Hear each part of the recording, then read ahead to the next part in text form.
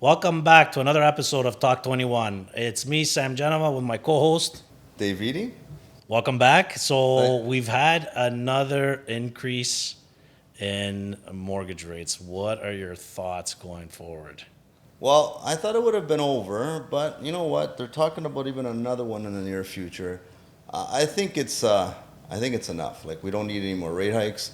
I think they've done enough of that, and I think we're going to start seeing some of the possible adverse effects of it.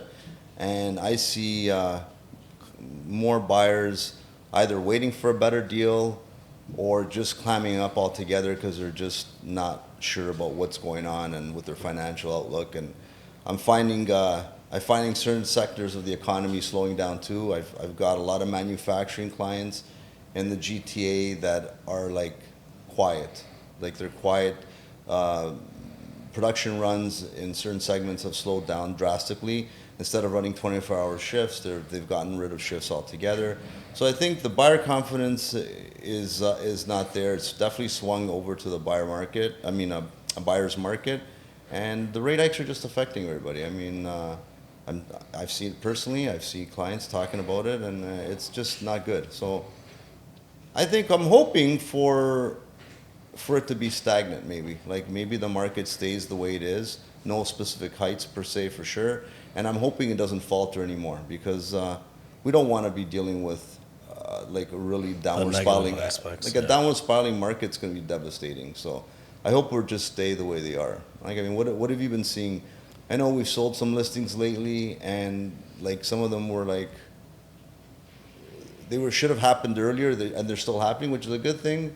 But I don't know. What are you seeing? Yeah, I see properties taking longer to sell. They're sitting on the market, a little bit longer.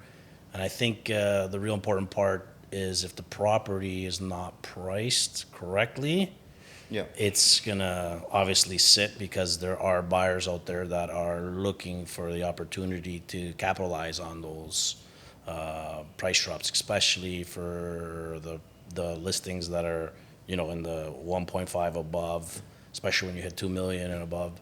Those are really coming down quite a bit. So we're seeing I would say a good 10-15% drop. well, let's hold on a sec. With regards to rate hikes, the biggest thing we need to clarify is variable versus the fixed. And I'm not a mortgage specialist, but with that being said, I know or I've seen firsthand with my personal properties and investors and clients and buyers, a lot of them were pushed towards variables, and those are the ones that are obviously more impacted.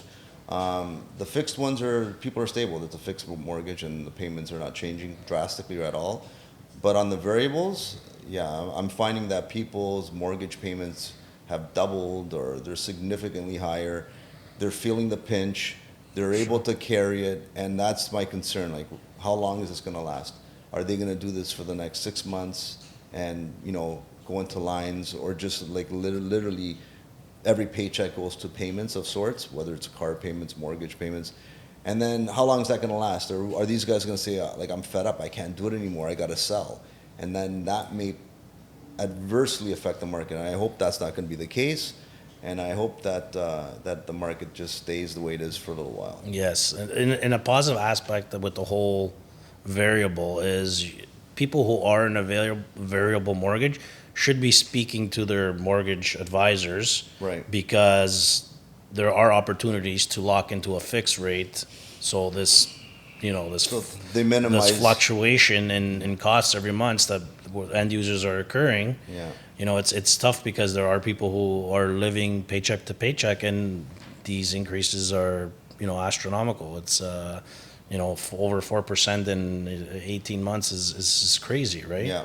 So there are opportunities for people to take advantage of a mortgage that's invariable. Talk to your professional, and hopefully they should be able to lock you into a fixed rate at Sure.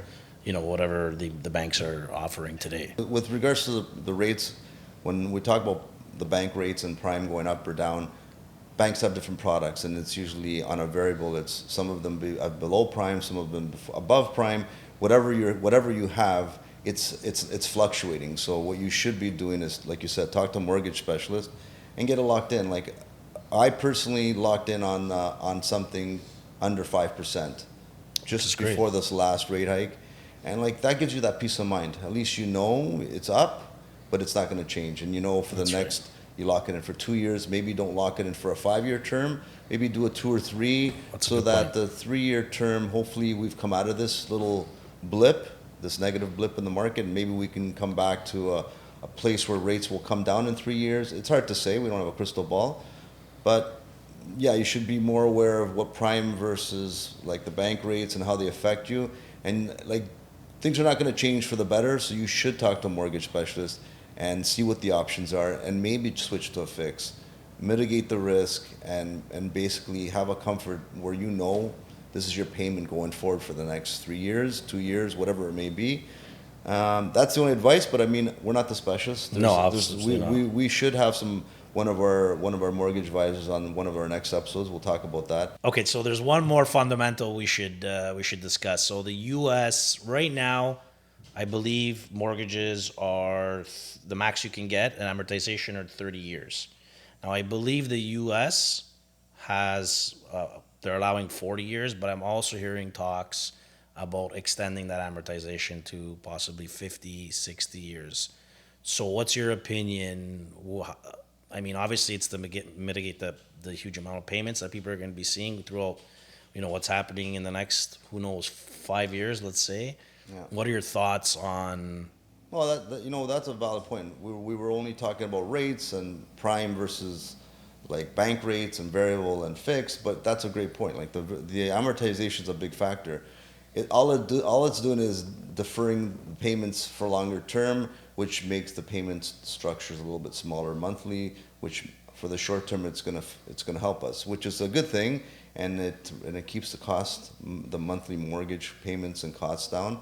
It's definitely helping, which is another big factor that thanks for bringing it up, because we're always talking about rates and all that, but the amortization is a big factor. Big, huge factor, Yeah, so- for sure. So when it comes down to mortgage rates, and you guys want further information, please feel free to reach out to myself or my co-host, David, broker of record at Century 21 Fine Living Realty.